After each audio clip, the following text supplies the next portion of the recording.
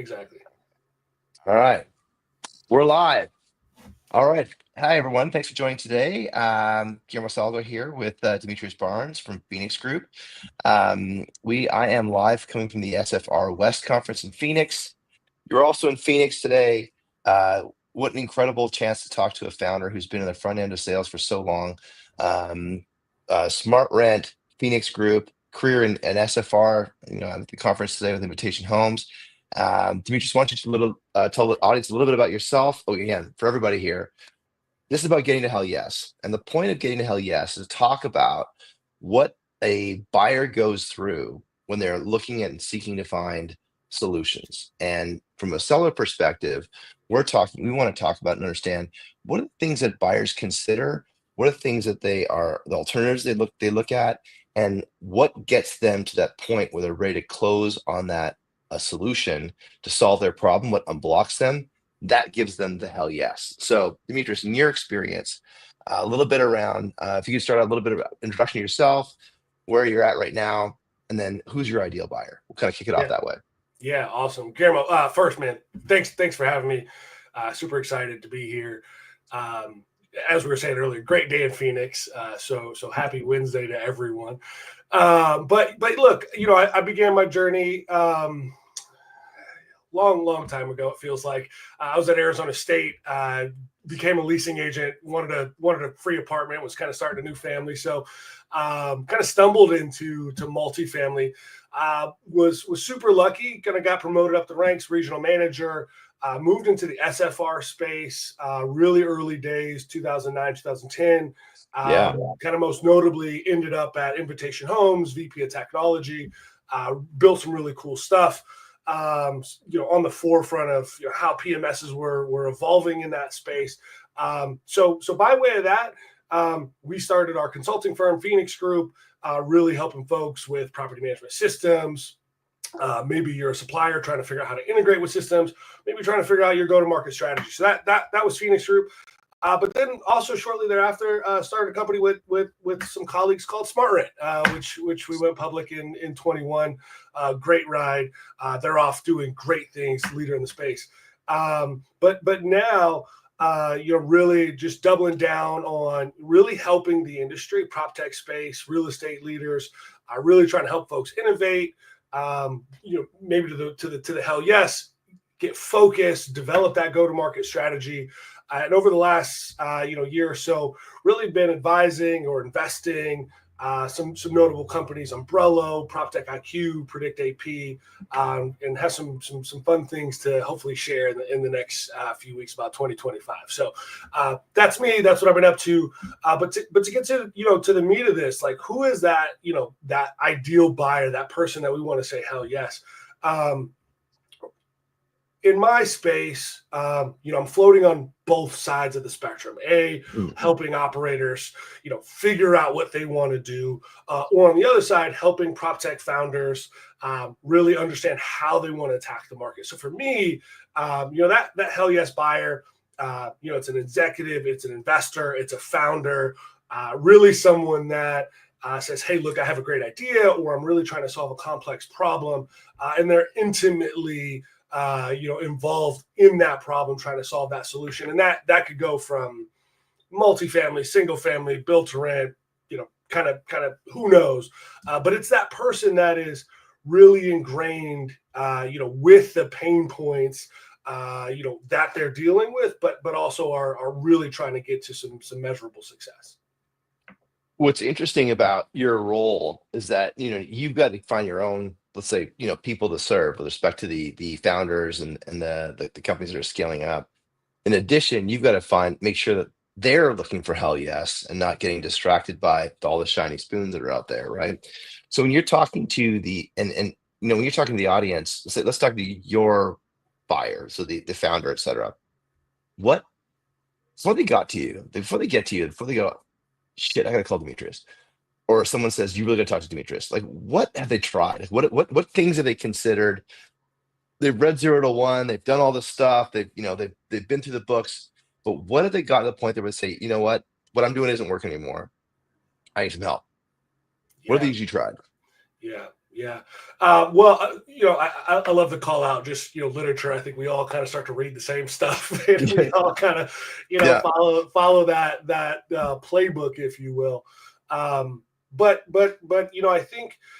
I think first, whether that founder or that exec, they're saying, hey, what's not working? They're trying to measure what's not working. And what I typically see is, um, there's a disconnect from that founder and their audience. And I don't necessarily interesting. mean from a product perspective, right? I think we all have great ideas. We all, know how to go, or try to go build something, but it's the connection of your product and your company, your brand, to your buyer.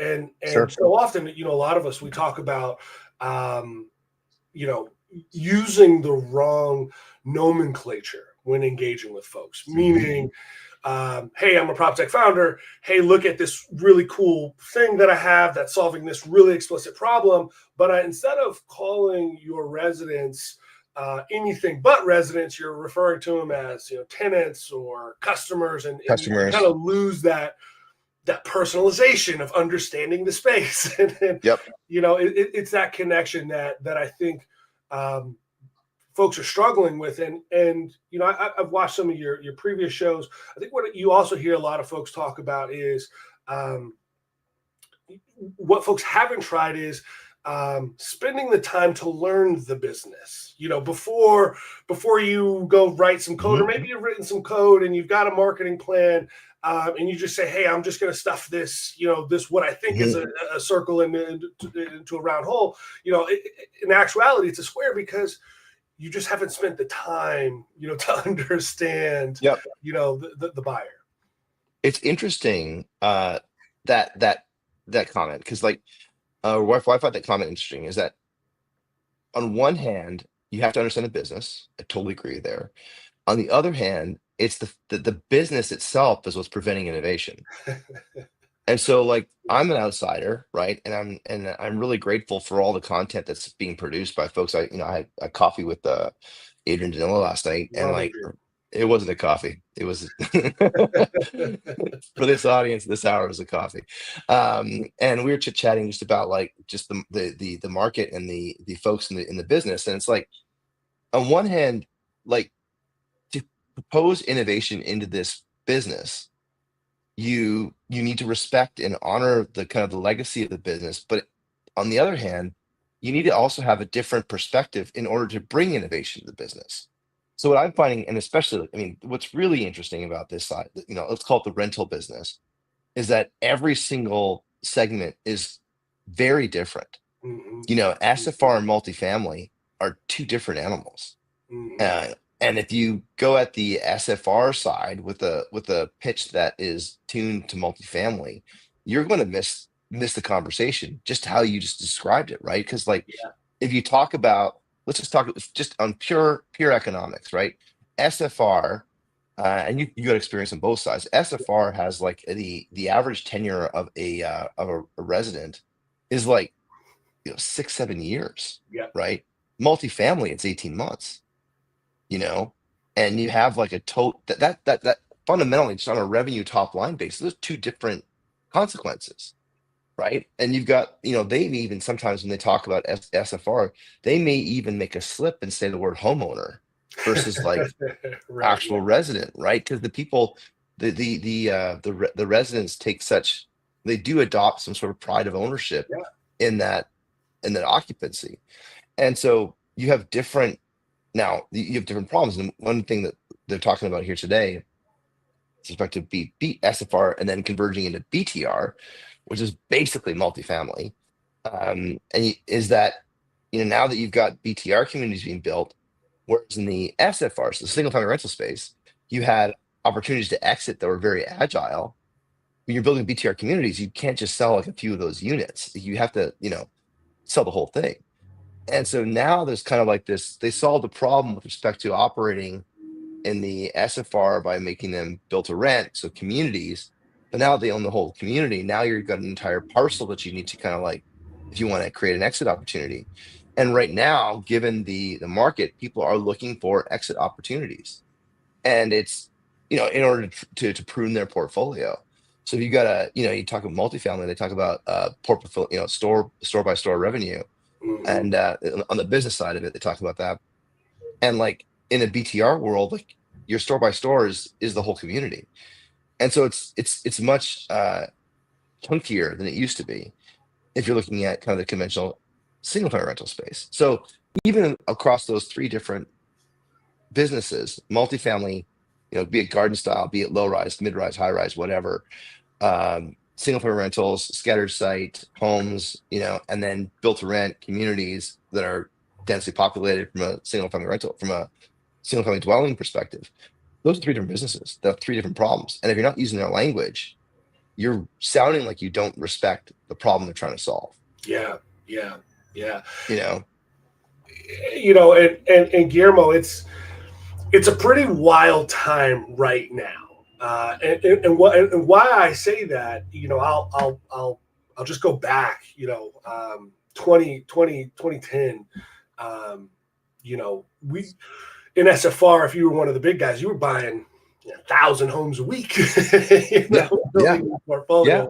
yeah. And I remember really early, I was on the team that was focused on internalizing property management. And the reason why we were focused on doing that at that time was we had actually outsourced management regionally to really large multifamily operators, right? But at that time, these were way two different animals. Hmm. Hmm. Property management software, didn't even understand the concept of having, 1,000 homes in a region. They really were built on you've got 1,000 apartments, Yeah, in a community. So, it was something we had to do ourselves. That's why we internalized. But you fast forward, 15 years, and BTR is arguably the hottest thing we're all talking about it's it. crazy. Yeah. And I'm convinced, and it's what we've been watching, but that is now almost acting as this conduit to bring multifamily companies and their organizations and single family companies and those organizations are starting to blur lines a little bit how 100%. they're Totally. thinking about problems, addressing technology situations, and I think it's I'll pick on maybe the big PMSs. Generally you have separate teams that service those verticals, right? Hmm. But if you're in BTR, is it the multifamily team that's talking to, name some large PMC, Yeah, yeah. that's helping PMS. you, Yeah. or are you on the single family team because you're engaging with Invitation, and now they've launched a new BTR community, right? So Yep. it's Well, blurring those lines. and I think you go even further, like they're solving different problems, right? And from a product perspective, like BTR is is an interesting animal. I'll call it an innovation, but it's still like we had a call. I did one yesterday with Dennis from the Housing Innovation Alliance, and like the densification of an urban area is the objective of a lot of development, a lot of municipalities, right? And so if you look at BTR, you can't do BTR in a pre-existing urban environment, right? You're not re-urbanizing. Yeah. And so you're on one hand, you're solving the problem around we can give everybody a single family home or an attached or garden style, we would call it, in a community that is attractive and new, and we built it up in such a way that we can operate it, but we're still breaking the problem. We're contributing to the problem with respect to the scale and urbanization of our infrastructure. And Yeah. so, like we talk to BTR folks all the time, and they're like, you know, um, are you able to find, people? Can I find an HVAC person just to go tune these HVAC, the condition, the AC units? And there's nobody out there. Like they don't even get Uber in some of these places, right? And so it's like trying to figure out the solution to this housing problem is really a riddle. And what's crazy about it is it's big dollars, right? If you're building a 300 unit community, just think of the math on that. That's a big dollar investment. And how do we manage and sustain that stuff, right? And so it's an interesting conversation that I haven't just starting to kind of get a sense of the problem, and kind of some of these conversations I'm having. But you take a look at like the operations of a BTR, the operations of SFR, operations of multifamily, and as you described it, if you're not speaking that language, you have no chance of getting the hell yes. And these innovations are creating different sub verticals beneath the vertical, and there's a lot of money chasing it. That was my point. Is that it's kind of a crazy time to how you just described. So Yeah, when you're go ahead. no, I won't. I'll get off the soapbox, but yeah, I think it's a wild time. But all these problems that we're talking about, it's a breeding ground for innovation, right? And it just means that you're having more and more people have an opportunity to innovate and penetrate, this market. And the reason why I use the word penetrate is, generally speaking, prior to 2021, what were there? 12 major companies that offer some sort of, tech stack. So 15, 20, handful of companies, right? Now, one of the companies I'm working with, PropTech IQ, they're kind of thinking of the other side of like, how do I service all of these prop tech companies? I think the last survey said there's about 10,000 prop tech companies globally, all trying to solve a problem. So understanding the business, understanding the nuance, they just become more relevant now than ever. Well, and I think it gets even interesting that if you sell to an operator, let's say, let's just choose Greystar because it's the biggest. If you're selling to Greystar, you actually need to understand the business unit that you're selling into at Greystar, because they'll manage all of that, and each of one of them feels to, and Greystar's owners, operators of all different types of assets.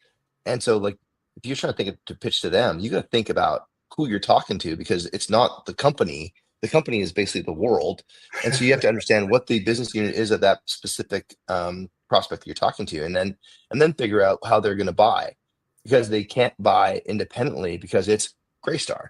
And so you think about like all the different nuances. So when you're talking to when you're giving advice to your executives and founders, how do you help them tune their conversation so that they are, moving to hell yes versus kind of like that's interested conversations? No, great question. And I think Greystar is a beautiful example. I love the analogy of treating them like the world, right? Because I think when you look at an organization, so powerful, and they're the best for the reason, it's so when you're selling, I talk to a lot of folks that'll say, oh, hey, I've got a Greystar community, and I say, great, treat them well, but please don't think that because we got a community or two, that's it's now downhill from here. You're going to go start penetrating. Really start to understand a few different things, and that's, on one hand, that's also understanding who you are, and I'll be a little bit more specific. When we started SmartRent, early stage, there was maybe 30 of us, and we're just trying to figure out how to get a deal. And we were doing, some really some high CapEx stuff. The folks we were talking to were saying, man, you guys are pretty early stage. How can we trust you with doing this, and this, right? And so, that in one hand was interesting for us, because we knew, we were really conscious that we didn't want to go immediately target new development. New development was an easier sales cycle because people have dollars, people are still making decisions. You can be a little innovative, and if it doesn't work out, I can sell that asset. Right? We knew we wanted to attack garden style. We knew we wanted to attack retrofits.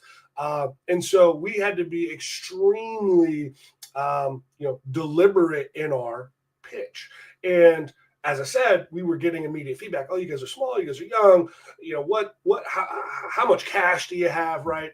And so even though early on those things, what allowed us to be successful was being nimble in other things that maybe later stage companies couldn't adopt or be flexible with. And some of those things, it could be things like, hey, let's look at this contract. I heard from a young company today or earlier this week that said, hey, I lost this deal, but I really needed to get this piece of our data covered, right? And so we lost the deal to a big client. And I said, well, let's examine why you thought you needed this kind of data review done. And they said, well, this is just what we heard from someone else. And that's when I started to realize, like, hey, do you understand how your product works well enough? Do you understand where you're at? You're not some public company with this much risk. We're talking about this much risk. Why don't you pivot, this thought and think about it this way? As soon as we had that conversation, they went back to their customer. I don't know if they've signed yet, but I do know that customer was open to re-engagement because the customer liked the product, but it was a hard stop for them. They said, look, I'm not signing this data clause. We're not going to do business. And we'll go to your competitor. So, again, I think it's understand who you are, what things can you be flexible with, what can you not be? I think the obvious is pricing, right? If you're talking to a Graystar of the world, and maybe that Graystar conversation is at even a mid-level manager, maybe a regional director or maybe an area VP, they know who they are, meaning they know that they're giving you a shot and you have a small startup. So you got to give a little. I'm giving you a chance to come into the big leagues, right? Totally. Do you find this is an interesting direction of this conversation? And we're kind of feeling this today. Like, if we'll use Graystar as an example. Like selling in a Graystar, it feels like that's the logo that everybody wants as a founder, as a startup, as a scale up. But in practicality, that's the end goal. Yeah. If you're going to spend all of your cycle selling to them, you're gonna have a hard time building up reputation. And what I find, we're finding, especially in the getting to hell yes conversation, is that when you get into a bigger company, it doesn't need to be Graystar specifically. You have different buying motivations and buying blockers that you need to overcome. Whereas if you're selling into, let's say, an operator, let's say a PMC PMC that has like 10,000 units, like they're going to be very nimble. They're going to be very, very agile. The pain and the budget will often sit in the same chair. Yep. And so what we're finding right now is that, of course, you're going to take a conversation with Graystar. Happened yesterday, right? Yep. Of course. But at the same time, I've got to acknowledge that they are going to be in the very early stages of the buyer's journey.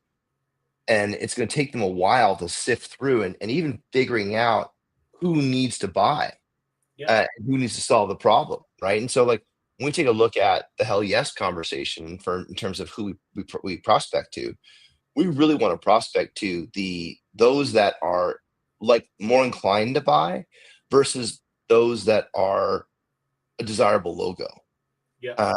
Because, and that sounds obvious when I say it out loud, but it's like we kind of get confused. Like, you take the list of, you go to NAA and you look at the top 100 and you kind of like start with number 1.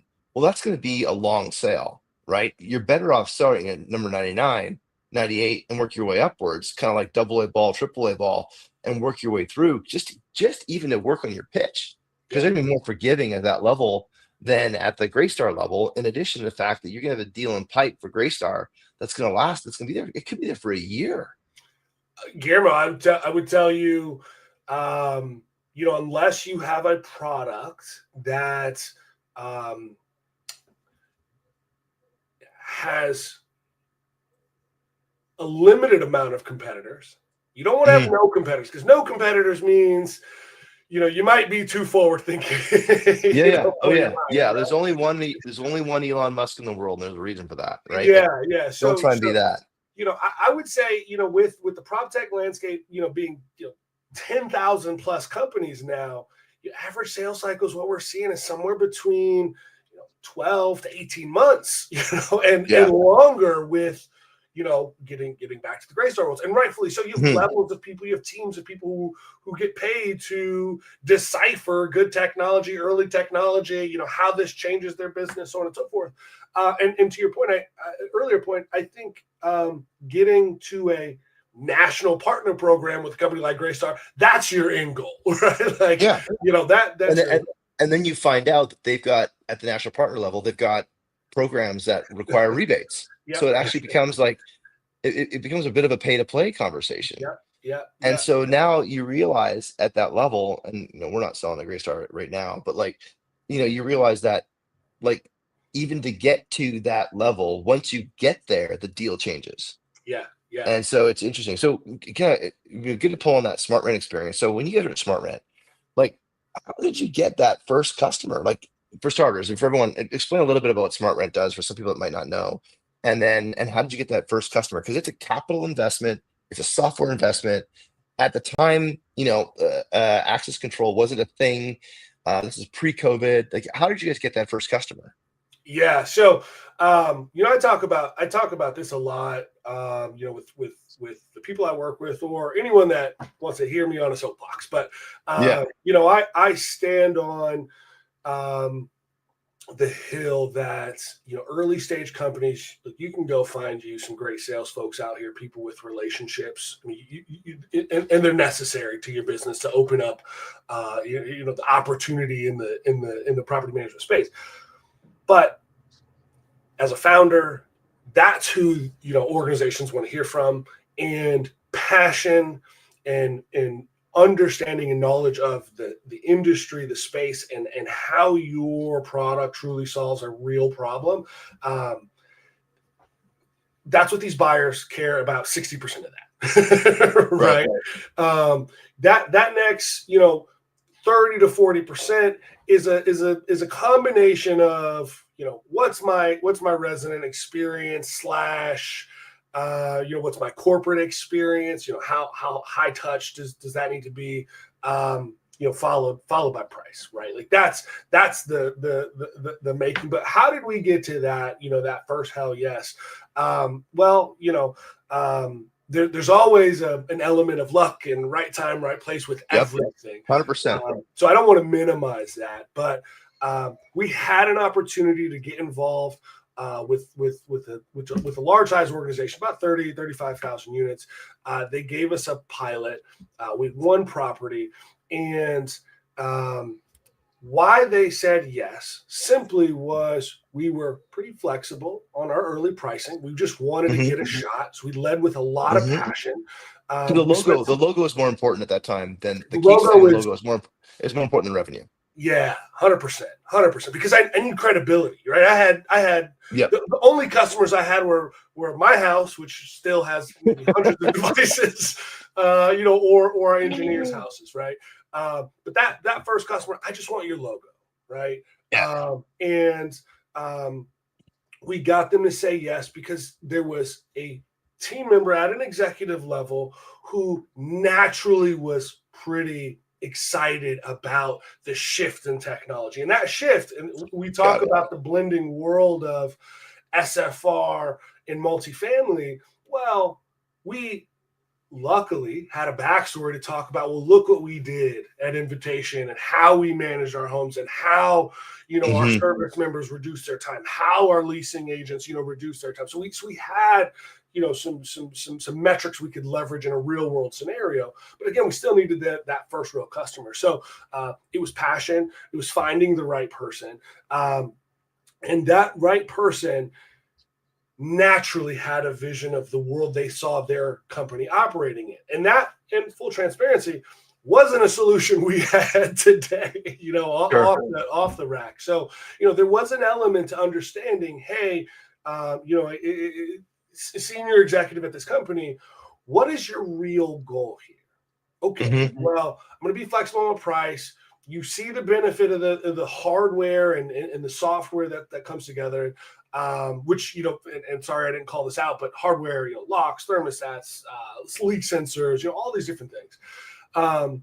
That team member said to us, or that customer said to us, I would really love if platform hardware could do this, right? And so, at that stage, I would always recommend folks to stay disciplined with your roadmap. But when you have the right opportunity in front of you, we shifted, a large part of our roadmap, for that subsequent year to get that investment from that customer. It is hard. Like, I think there's two things I kind of want to pull on a little bit. Like, it is, so just to follow on the quick one, like, it is hard to do two things at the same time, which is like recognize the problem that you're intended to solve, like that you're on the planet for, and then you have to listen to your customers. Yes. Yeah. And so your customers can take you in different directions. So it's kind of figuring out, especially when you only have one or two or three in a specific vertical, they'll pull you in different directions. So my question about that first customer, and like selling to early adopters or early innovators, early adopters, can be tricky because it's very difficult. In my experience, it's very difficult to reproduce that, to make it a repeatable sales cycle, which is like, that's the whole thing about Hell Yes, is like, if I can get to a point that I've got a repeatable sales motion, repeatable value proposition, have a be best in the world of something that is appealing to a specific market, then I can keep doing that over and over and over again. I can think about scaling. But when I look at like selling into early adopters that have their vision of the world, like, it's great for that first customer and you kind of need to find them.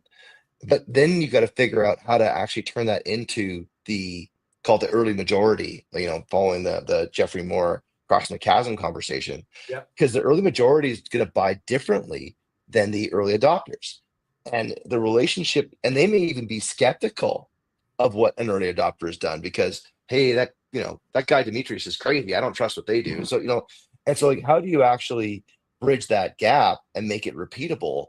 Because you can catch fire on a early adopter, and that can make you believe that an entire market's going to buy that way. How do you make it repeatable? How do you coach your people? How do you guys do it at SmartRent, making it repeatable? Yeah, and I'm sure you can see kind of the emotions in my face light up as you talk. Yeah. And we kind of covered this a little bit earlier, and great reference to Crossing the Chasm. Good friend of mine, Ryan Antrim. That huge book that I read because of him, and I learned a lot. But what I would say, everyone should read that book. Everyone should read that book.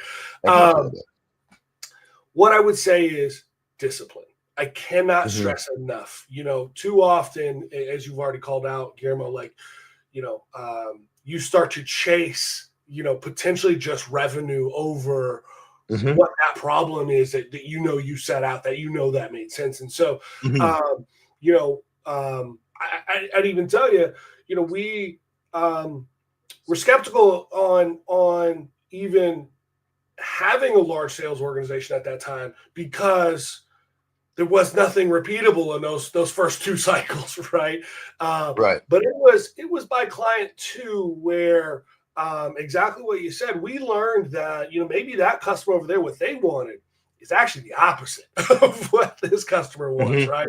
So staying disciplined, but truly staying very in touch with your customer is, this is where I think success and the emphasis on success truly was, a game changer for, SmartRent as an organization, because it wasn't about how many logos I could get. It was what type of experience can I deliver? And that then led to what every salesperson loves, and that's referrals. And so, our sales cycles became easier because, now the Hell Yes in this industry of property management, and we should all know this, the large part of this industry watches to see what the few large ownership operators do and we all Yeah. try and replicate that some way, somehow. And so, Yeah. being successful, focusing on success, really helped our sales cycles, really helped get to that hell yes. And it really allowed us to start to shift away from, being too lenient on our pricing models, and then could say, hey, this is how it works. This is what we're going to do. And so when you're speaking now from a place of fact and confidence, the hell yes is a lot faster. People are more apt to say yes, do what you need to do, because that's the experience I'm looking for. And how did that feel? Like when you guys kind of got from like where you're conceding on price, you're basically exchanging price for logos, right? Mhm. And then you get a point where you're actually at a pull. And then you were there in the early days, right? So Yeah. it's like, how did that pull feel? All it's like, when did you guys realize, okay, now we're in repeatable motion. Now we're in hell yes mode. Like, how did that? What could you tell? What was going on? Yeah. So the first thing I would say is, if you're attacking, call it the top 100, the top 75, top 50, um, you never have pull. They Yeah, are, yeah. they will always, those companies are great for a reason. So, Mhm. and they're different. So there's always some nuance there. But I will to answer your question of how did it feel. Um, there is a moment where, focusing on scalability, focusing on revenue, right? All of Mhm. those things, start to become more in the windshield versus the rear view. And so, on one hand, it's kind of a sigh of a deep breath and relief. Okay, hey, we can build processes, we can get, we can do these things time and time and time and again. But it also can become challenging, because when you're so focused on delivering that experience, sometimes now that experience may seem a little bit rigid, and may not Sure. feel as intimate as maybe it once did. Like, I mean, and naturally your problems change. Like you go Yeah, from trying to get customers to try and deliver. yeah. And like, and what was in that experience, what was the kind of the thing that, what was, and everything breaks all the time. Like, what was the thing that broke that, like, did the supply chain break? Did deployment break? Did installation break? Did software break? Like, what broke when you Yeah, guys were kind of yeah. like scaling So up? so super blessed, from a technical perspective. And some of these guys are some of my best friends, but blessed to have technologists around us that I didn't have to worry too much about things breaking from a technology Yeah. or software perspective. But there were, I think for me, the things that resonate, where the pandemic happened, right, and Yeah. supply chain changed for the world, right? So, Right. there was a good year and a half of uh, trying to figure out how to operate, those new worldly constraints. So that was huge. And Especially, and for the audience, especially when you're installing things in yeah, people's homes. yeah. I was just gonna say, they're on average, you've got these projects of a retrofit. They could go. I remember one of our customers had a community that, gosh, I want to tell you, it was about 1,600 units. It was like Mhm. 40 square blocks. I mean, massive, massive That's community. big. Yeah. We had team members, call it 40 team members on site for about 2 months, 2.5 months. So, Wow.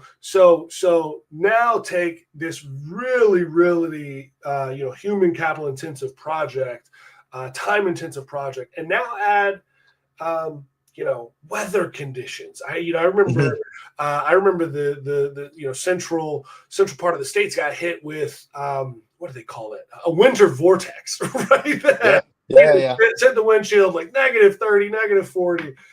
So yeah, those were the challenges that that were close for me. So supply chain, human issues. And look, I remember a period where Silicon Valley Bank had Oh yeah. struggles that Yeah. we had to work through. So look, you will always have things that come up. You will always never really have the answer or be prepared for some of these things that'll come up. But when you surround yourself with people that want to work together, stay disciplined, and engage with one another, really, it's just having the wherewithal to stay focused and just take a deep breath, as I always say, to Hmm. try and execute around those moments. When you take a look at that experience and or any of your experiences in addition, like your coaching for founders, like what data point, what's happening to that company? So one thing that I'm kind of like starting to hunch on is that people commit to change, just Mhm. buying something, when when their normal course of business has kind of like been disrupted.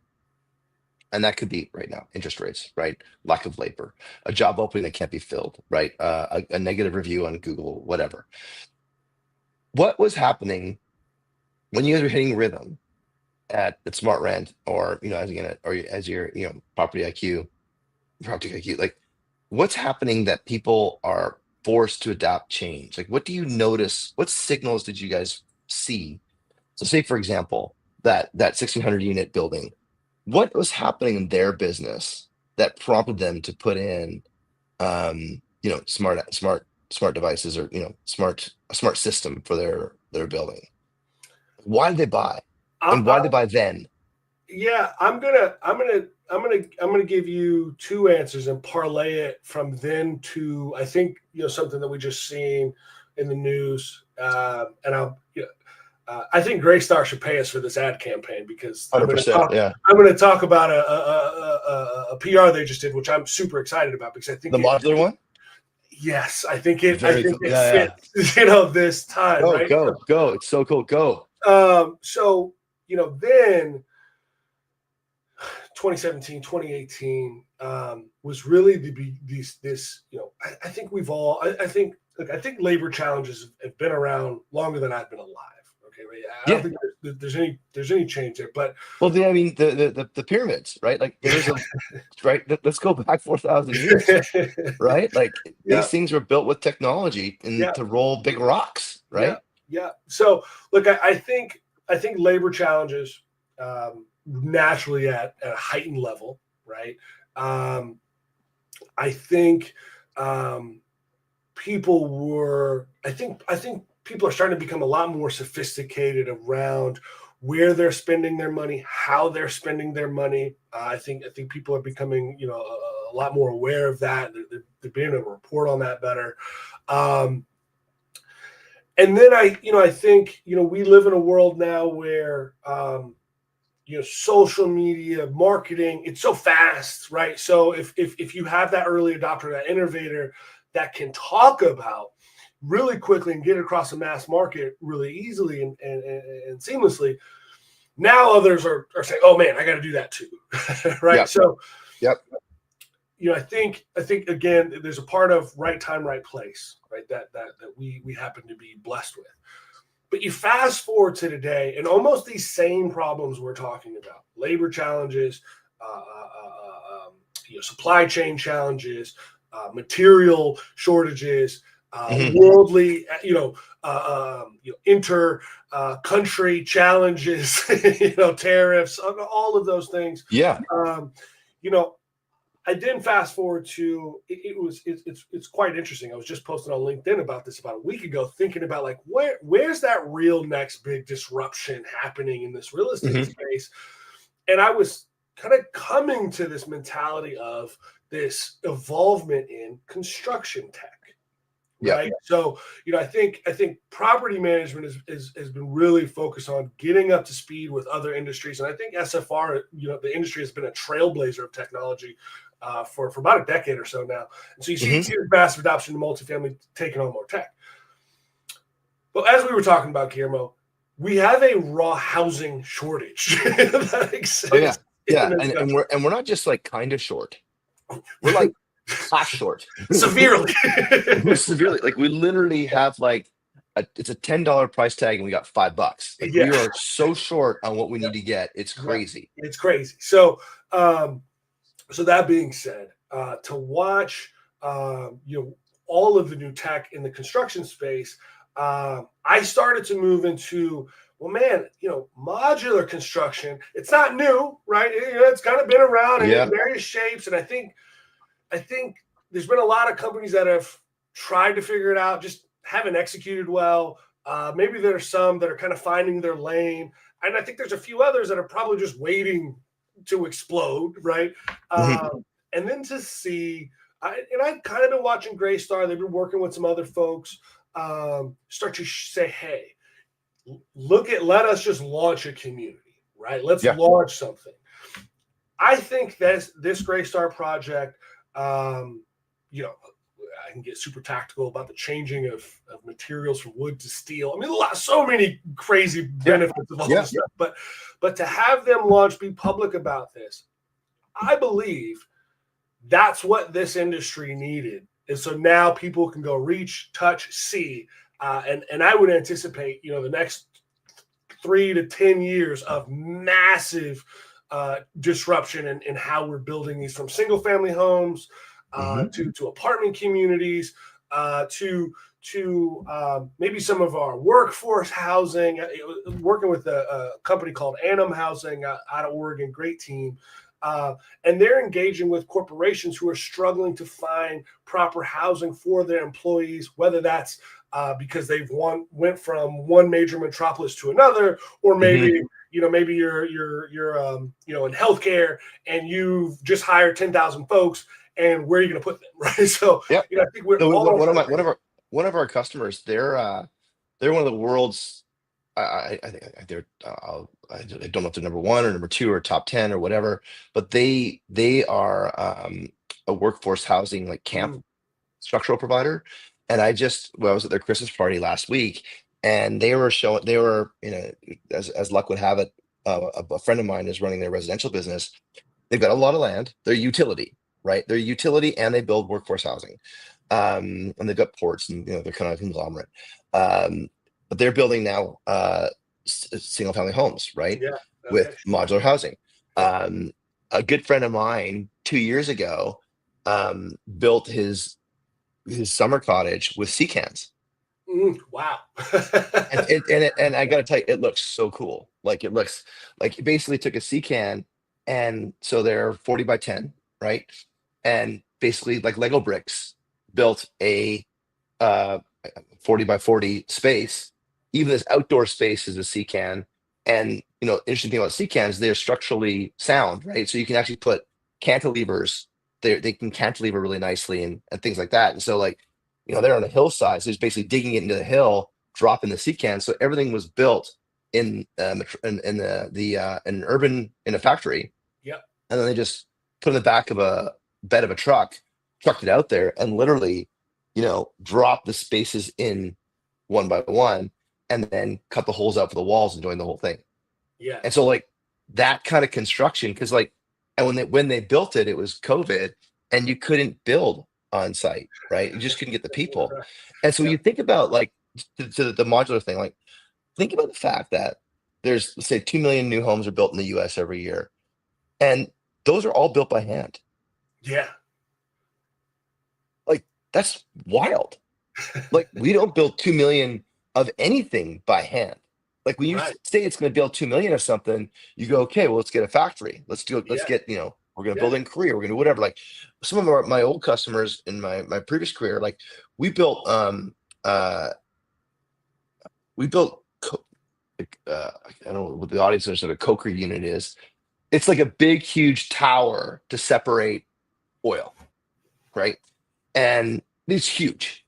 And we actually had to put it on, it was too big to go on highways. So we had to barge it. And so it was built in Korea, and it was going to northern Alberta. and they had to barge it like all throughout different places. Because you think about things like just logistically, right? It was complicated, and that was for that, right? Because you couldn't build it on site because there wasn't enough people. Right. Right. So I just like I said to we were talking yesterday with Dennis from the Housing Innovation Alliance, and it's like, okay, well, if modular is not going to work, what else do you have to offer? What's the other solution? Because like we're going to build this many units for housing in the next 5, 10 years, um, and we're not. It's faster to build a home than it is to build a tradesperson, right? Yeah. Right. So like, how are we going to do this? Yeah. And if you don't like the offer of modular, then what's your counter offer? Yeah. Like, is it Yeah. more? I mean, and the argument of we need more people in the trades. Well, that was a 10 years ago conversation. That's not going to help me today. Like, we Yeah. need more trade people is not going to help me today. Yeah. So then, like, it's just 2 days in a row the same conversation around modularization. I don't think there's a way we can avoid it, You know, and it's so good now. So good. I mean, there's as we talk about factories and sophistication, we referenced Elon, but look what Elon has done at Tesla. I don't want to discredit the entire organization of Tesla. Look at what Tesla has done. Building out these cars, bringing 70, 80, $100,000 vehicles down to 20, 30, 40, 50 grand, right?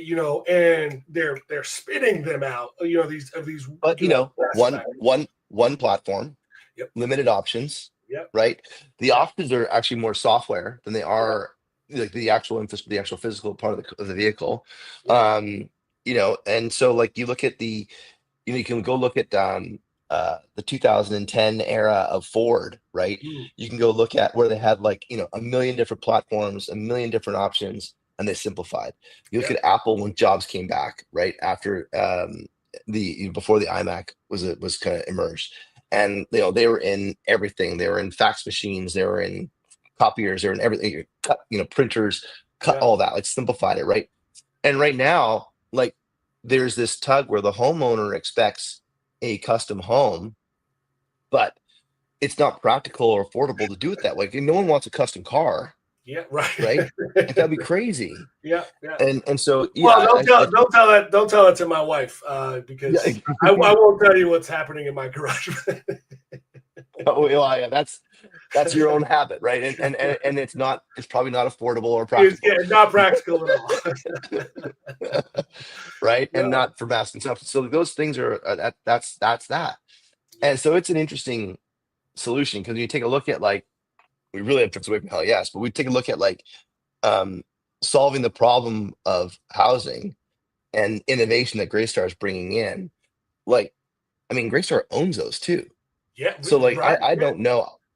I would like to actually, I don't think they're public, but it would be cool to see what their annual looks like, because like, where are they going? Because like they're this big, huge gorilla and stomping around the playground, and they're doing things that must scare the heck out of everybody else. Yeah. Because like, number two is like they're 1 million units under management. Number two is like 300,000. Yeah. And I think I don't even want to quote global numbers, but I think you're right. I think just stateside, Greystar's over 500,000. Then I think you're right. It's like 200,000 or 300,000 asset. I think it's asset living or RPM. Yeah, I think it's assets number 2 or RPM. They're back and forth, right? Yeah. But like, they're 3 to 4 times bigger than number 2. Yeah. And respectively, that number 2 and number 3 is that much larger than 5 and 6. Exactly. It's wild. It's wild. And so, when you take a look at, your experiences with SmartRent, and then your experiences with your founders, like taking a look at here's an interesting kind of like another tangent. Like, somebody at Greystar was sold on modular, and they made a case, right? But everyone should understand that that's not repeatable yet. Yeah, sure. Right?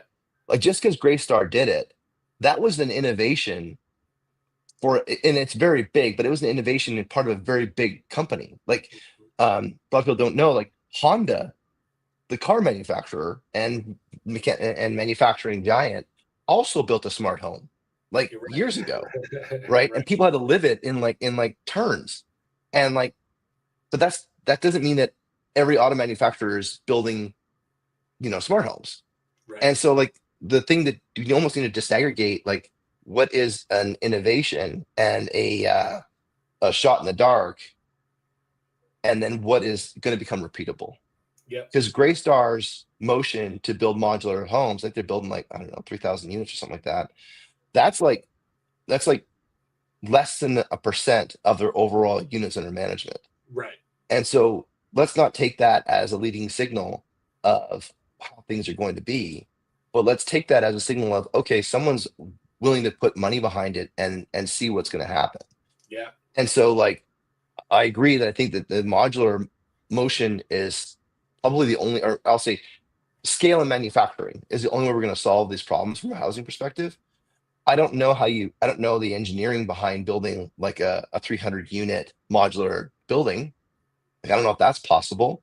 And I don't know if it's practical, but like, where's the mix here, right? Um, and we talk about like this approach is to for folks that are selling into multifamily, single family, et cetera, and finding hell yes. Like that is an innovator that did an innovation, but selling to Greystar new ideas is still hard. Oh yeah. And so like taking a look at, to your point you made kind of in the first half of the conversation, know who you are and understand who your buyer is and look to understand what they're looking to solve or unblock. So I'll imagine that the person that sold Greystar, or the internal person that spearheaded your champion the idea, made the business case, they're looking to solve a problem that is unique to them. And and it may have been, hey, um, we think that modular housing is a way we can, maybe the problem that Greystar's trying to solve is that, okay, we started as a property manager, now we're an owner, right? Owning properties is kind of complicated. And so like, and we don't own all the properties we manage, and they're mixed all over the place, luxury through right through to what's the section to affordable. And so like that mix is complicated to run. And someone said, okay, if we want to be in this business in the next 4 or 5 years, for the next 4 or 5 years, we need to simplify this so we can run it. And if you talk to Greystar and you go sell into Greystar, I was pitching to Greystar yesterday. The units they own are run differently than the third party managed units that they third party 100%. manage. 100%. And you got to kind of listen to that, right? Because they operate the things that they own, they manage differently. And so like with respect to getting to hell yes, this is the dissection of your customer that you need to understand. And so like Greystar is the world, and there are smaller companies that you can sell to, as you were describing earlier. And we're a startup scale up. And so we need to think about selling to people who are startup scale ups because they're like us versus going at Greystar and having that deal in pipe, because that deal is never going to close in the next calendar year, even in 2025, because it's just going to bump around until they have a deal they need to solve. Yep. And it was interesting yesterday, guys. The president of Evernest was talking, and for everyone's sake, Evernest is a owner operator, and they even build their own software, right, to manage these homes. And they talk about how he was talking about how like for vendors that are looking to sell to Evernest, be on their radar, but constantly provide value in terms of what you're offering versus and how that fits them versus just like spamming them with stuff. Yeah. Right. Right. you Yeah. know and so kind of to make a long story short, it comes into understanding who that customer is, and that customer may not be the logo, Yeah. Right. right? It may be the person in the role in the job who's got an objective, and then from a hell yes perspective, it's unblocking that objective. Yeah. And so we need to figure out, okay, what are you trying to accomplish? So like, I could meet 50 people from Greystar as an example. Man, they really should pay us today. But like 49 of them might not have a problem to solve. Yeah. Right. Right. And the 50th might. And that 50th person will buy differently than the previous 49. because the previous 49 might need to be persuaded, but the 50th has a problem to solve. And that problem is blocking them from achieving their goals. And so, like if you're selling modular homes, as an example, into Greystar, you probably got blocked, Yeah, right. 199 Yeah. times. Yeah. But that 200th time, you hit the person who's actually looking to solve the problem around where's Greystar going to go 5 years from now, and that person was tasked with that objective, and you were able to unblock it by selling a modular home business plan. So it's you know just kind of bringing things to close. It is interesting that when we go through selling and you go through the era of like predictable revenue where you're just like spamming everybody, and another book, and I don't think it works anymore. Like I'm part of this whole podcast is to kind of have the conversation around finding fit, not persuading. Yeah. Yeah. Well, And and that fit. Guillermo, I would just to say, I think what I've learned too often is it's not about, hey, me and Jim, we go to dinner once a week anymore, and he's Mhm, going to buy my stuff, right? We live in a world where everyone's pretty sophisticated, or they can pull up Google or Chat GPT and do a lot of research very quickly. yeah. So more often than not, if you say the wrong thing in the right room, you may have also just ruined your chances, right? So be Mhm, educated, and be precise. Guillermo, what I loved our first conversation we had, and you were running me through your product. When we got to a part in your deck, and I think I've told you this a few times, but you got to a part in mhm, your deck and you said, hey, look, if you're one of these three things here, we're going to end the conversation now. But if you're yep. this right here, then I'm the winner perfect fit. And that to me is the discipline, the education, the understanding of who you are, understanding of who your customers, your prospects are. I mean, that's when it all comes together. And I can tell you, every time I've gotten a hell yes from someone, it's because we're having very intimate, detailed conversations that are addressing someone's problem. Mhm. But Very cool. So if that. it's just an email or an intro, it's going to take a lot of time Mhm, to, mhm. to move. Very interesting. So like, I mean, and to kind of like to wind things down here. So then, is that your piece of advice for Yeah, those that are like looking to hell yes? yeah, Is that know what you don't do? yeah, 100%, 100%, You know, 100%. interesting. Who should talk to next? A lot of guys out there, a lot of companies I mentioned, but Ryan Antrim is a great guy. Everett Lynn, Taylor Whitaker, Dave Stifter, Joe Summers, Devin Wirt. I mean, just a litany of guys that are all solving specific problems and not shying away to go do other things. Really, really focused and just experts, in their craft. So I gave you a lot of names, Awesome. but hopefully you can choose one or two. We'll pick out of that. How can folks get a hold of you? Please email LinkedIn, email Demetrios at fnxgrp.com. Shoot me a LinkedIn as well. I'll apologize. I'm trying to get better at LinkedIn with my messages, but yeah, shoot me a note there too. Outstanding. And thanks for everyone for listening today. What a great conversation, Demetrius. Really appreciate it. Know what you do, know what you don't do, right? Know your customer. That's Those are the right. kind of the things we want to listen on. If you listen to the podcast, catching the first time, follow us on or sort of LinkedIn podcast we produced about a week and a half here before the holidays on Apple or Spotify. Listen in there and follow us and subscribe. Demetrius, this has been an outstanding conversation. Looking forward to it. Next conversation we've got is with Ben from Happy Co on Friday, which would be a really cool conversation given that we're kind of in the same market. Really appreciate your feedback. Really appreciate the work that you're doing with helping out founders out there. There's certainly a lot of work that needs to be done to help nudge this market into the technology kind of like way of doing things. The work you've done, the experience you've done has been super valuable. And man, it's been a great chat. Really appreciate it. Guillermo, thank you so much, man. Awesome. All right. Thanks, everyone.